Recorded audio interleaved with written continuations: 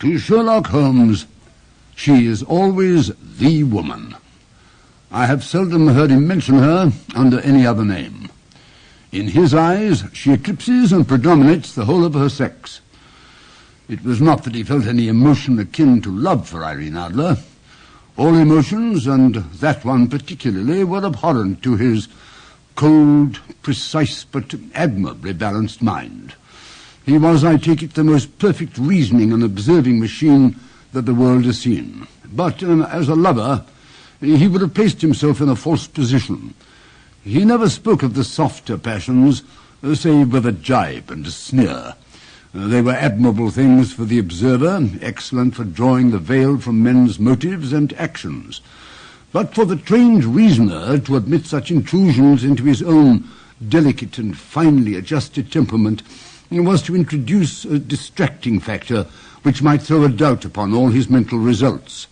Grit in a sensitive instrument, or a crack in one of his own high-power lenses, would not be more disturbing than a strong emotion in a nature such as his.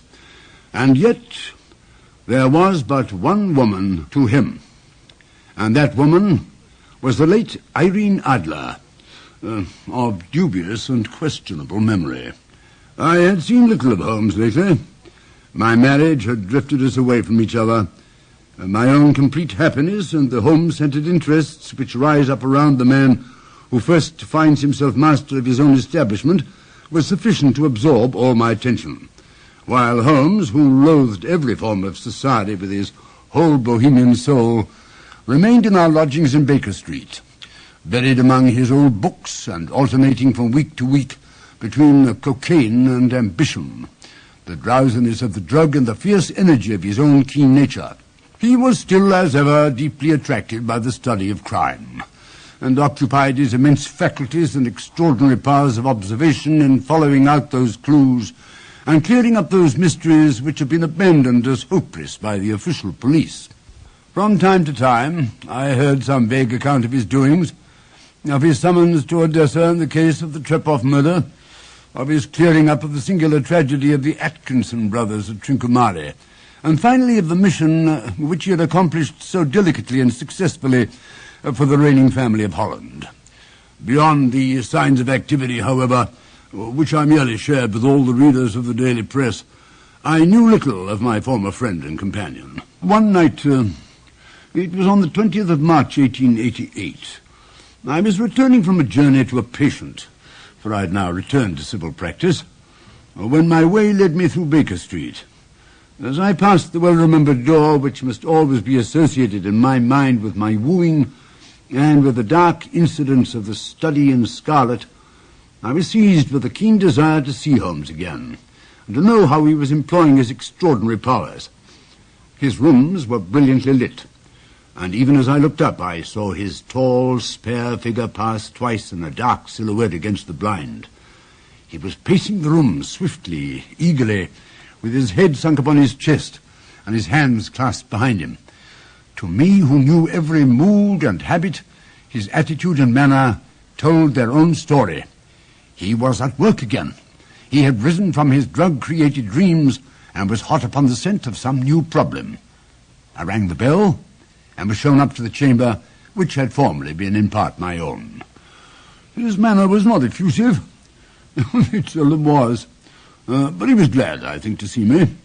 With hardly a word spoken, but with a kindly eye, he waved me to an armchair, threw across his case of cigars, and indicated a spirit case and a gasogene in the corner. Then he stood before the fire and looked me over in his singular, introspective fashion. "Whitlock suits you," he remarked. "I think, Watson, that you have put on 7.5 pounds since I saw you." 7, I answered. "Indeed. I should have thought a little more. Just a trifle more, I fancy, Watson. And in practice again, I observe. You did not tell me that you intended to go into harness." "Then how did you know?" "I see it. I deduce it. How do I know that you have been getting yourself very wet lately, and that you have a most clumsy and careless servant girl?" "My dear Holmes," said I, "this is too much. You would certainly have been burned had you lived a few centuries ago. It is true that I had a country walk on Thursday and came home in a dreadful mess. But as I've changed my clothes, I can't imagine how you deduce it. As to Mary Jane, she's incorrigible, and my wife was given a notice. But there again, I fail to see how you work it out. He chuckled to himself and rubbed his long, nervous hands together. It is simplicity itself, said he. My eyes tell me that on the inside of your left shoe, just where the firelight strikes it, the leather is scored by 6 almost parallel cuts. Obviously, they've been caused by someone who has very carelessly scraped round the edges of the sole in order to remove crusted mud from it. Hence, you see my double deduction, that you had been out in vile weather, and that you had a particularly malignant boot-slitting specimen of the London slavey. As to your practice, if a gentleman walks into my room smelling of iodoform, with a black mark of nitrate of silver upon his right forefinger and a bulge on the right side of his top hat to show where he has secreted his stethoscope, I must be dull indeed if I do not pronounce him to be an active member of the medical profession. I could not help laughing at the ease with which he explained his process of deduction. When I hear you give your reasons, I remarked, the thing always appears to me to be so ridiculously simple that I could easily do it myself, though at each successive instance of your reasoning I'm baffled until you explain your process. And yet I believe that my eyes are as good as yours. Quite so, he answered, lighting a cigarette and throwing himself down into an armchair. You see, but you do not observe. The distinction is clear. For example, you have frequently seen the steps which lead up from the hall to this room. Frequently. How often?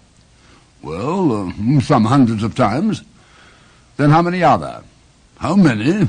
I don't know. Quite so. You have not observed, and yet you have seen. That is just my point. Now, I know that there are 17 steps because I have both seen and observed. Oh, by the way, since you're interested in these little problems, and since you are good enough to chronicle one or two of my trifling experiences, you may be interested in this. He threw over a sheet of thick, pink-tinted notepaper, which had been lying open upon the table. It came by the last post, said he.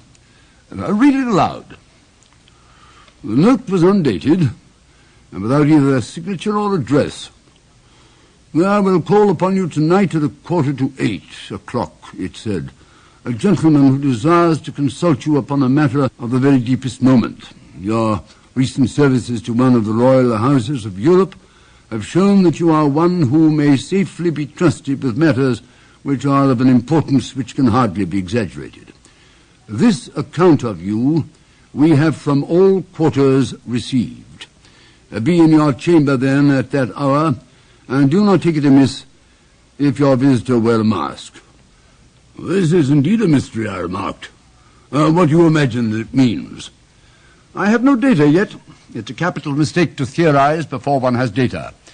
Insensibly, one begins to twist facts to suit theories, instead of theories to suit facts. But the note itself, what do you deduce from it? I carefully examined the writing and the paper upon which it was written. The man who wrote it was presumably well-to-do, I remarked, endeavoring to imitate my companion's processes. Such paper could not be bought under half a crown a packet. It is peculiarly strong and stiff. Peculiar. That's the very word, said Holmes. It is not an English paper at all. Hold it up to the light. I did so and saw a large E with a small g, a P and a large G with a small t woven into the texture of the paper. What do you make of that? Asked Holmes. The name of the maker, no doubt, or his monogram, rather. Not at all. The G with the small t stands for Gesellschaft, which is the German for company. It is a customary contraction like our CO. P, of course, stands for papier. Now for the EG. Let us glance at our Continental Gazetta. He took down the heavy brown volume from his shelves. Eglonovitz. Here we are. Egria. It's in a German-speaking country in Bohemia, not far from Carlsbad. remarkable as being the scene of the death of Wallenstein and for its numerous glass factories and paper mills. Ha, my boy. What do you make of that?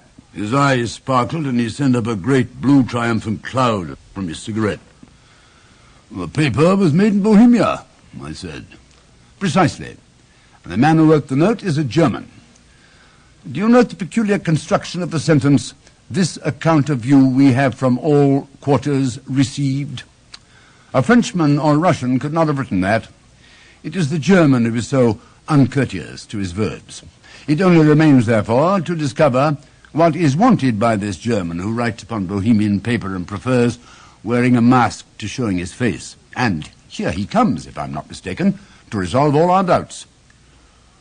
As he spoke, there was a sharp sound of horses' hooves and grating wheels against the curb, followed by a sharp pull of the bell. Holmes whistled. "A pair by the sound," said he. "Yes," he continued, glancing out of the window. "A nice little brougham and a pair of beauties, 150 guineas apiece. There's money in this case, Watson, if there's nothing else." "I think I'd better go, Holmes." "Not a bit, Doctor. Stay where you are. I'm lost without my Boswell, and this promises to be interesting. It would be a pity to miss it. But your client, never mind him. I may want your help, and so may he. Here he comes. Sit down in that armchair, Doctor, and give us your best attention." A slow and heavy step, which had been heard upon the stairs and in the passage, paused immediately outside the door. Then there was a loud and authoritative tap. "Come in," said Holmes. A man entered who could hardly have been less than 6 feet 6 inches in height, with the chest and limbs of a Hercules. His dress was rich, with the richness which would, in England, be looked upon as akin to bad taste. Heavy bands of astrakhan were slashed across the sleeves and fronts of his double-breasted coat, while the deep blue cloak which was thrown over his shoulders was lined with flame-coloured silk and secured at the neck with a brooch, which consisted of a single flaming beryl. Boots which extended halfway up his calves, and which were trimmed at the tops with rich brown fur, completed the impression of barbaric opulence which was suggested by his whole appearance. He carried a broad-brimmed hat in his hand, while he wore across the upper part of his face, extending down past the cheekbones, a black vizard mask, which he had apparently adjusted that very moment, for his hand was still raised to it as he entered. From the lower part of the face he appeared to be a man of strong character, with a thick hanging lip and a long straight chin suggestive of resolution pushed to the length of obstinacy. "You had my note? I told you that I would call." He looked from one to the other of us, as if uncertain which to address. "Pray take a seat," said Holmes. "This is my friend and colleague, Dr. Watson, who was occasionally good enough to help me in my cases. Whom have I the honor to address?" "You may address me as the Count von Kram, a Bohemian nobleman. I understand that this gentleman, your friend, is a man of honor and discretion, whom I may trust with a matter of the most extreme importance. If not, I should much prefer to communicate with you alone." I rose to go, but Holmes caught me by the wrist and pushed me back into my chair. "It is both or none," said he. "You may say before this gentleman anything which you may say to me." The Count shrugged his broad shoulders. "Then I must begin," said he, "by binding you both to absolute secrecy for 2 years. At the end of that time, the matter will be of no importance. At present, it is not too much to say that it is of such weight, it may have an influence upon European history." "I promise," said Holmes. "And I. You will excuse this mask," continued our strange visitor. "The august person who employs me wishes his agent to be unknown to you, and I may confess at once that the title by which I have called myself is not exactly my own." "I was aware of it," said Holmes dryly. "The circumstances are of great delicacy, and every precaution has to be taken to quench what might grow to be an immense scandal and seriously compromise one of the reigning families of Europe. To speak plainly, the matter implicates the great house of Ormstein, hereditary kings of Bohemia." "I was also aware of that," murmured Holmes, settling himself down in his armchair and closing his eyes. Our visitor glanced with some apparent surprise at the languid, lounging figure of the man who had been, no doubt, depicted to him as the most incisive reasoner and most energetic agent in Europe. Holmes slowly reopened his eyes and looked impatiently at his gigantic client. "If your Majesty would condescend to state your case," he remarked, "I should be better able to advise you." The man sprang from his chair and paced up and down the room in uncontrollable agitation. Then, with a gesture of desperation, he tore the mask from his face and hurled it upon the ground. "You are right," he cried. "I am the king. Why should I attempt to conceal it?" "Why, indeed," murmured Holmes. "Your Majesty had not spoken before I was aware that I was addressing Wilhelm Gottfried Sigismund von Ormstein, Grand Duke of Castle-Felstein and hereditary King of Bohemia." "But you can understand," said our strange visitor, sitting down once more and passing his hand over his high white forehead. "You can understand that I am not accustomed to doing such business in my own person. Yet the matter was so delicate that I could not confide it to an agent without putting myself in his power. I have come incognito from Prague for the purpose of consulting you." "Then pray consult," said Holmes, shutting his eyes once more. "The facts are briefly these. Some 5 years ago, during a lengthy visit to Warsaw, I made the acquaintance of the well-known adventuress Irena Adler. The name is no doubt familiar to you." "Kindly look her up in my index, Doctor," murmured Holmes, without opening his eyes. For many years he had adopted a system of docketing all paragraphs concerning men and things, so that it was difficult to name a subject or a person on whom he could not at once furnish information. In this case I found her biography sandwiched in between that of a Hebrew rabbi and that of a staff commander who had written a monograph upon the deep-sea fishes. "Let me see," said Holmes. "Born in New Jersey in the year 1858. Contralto. La Scala. Prima donna Imperial Opera of Warsaw. Yes.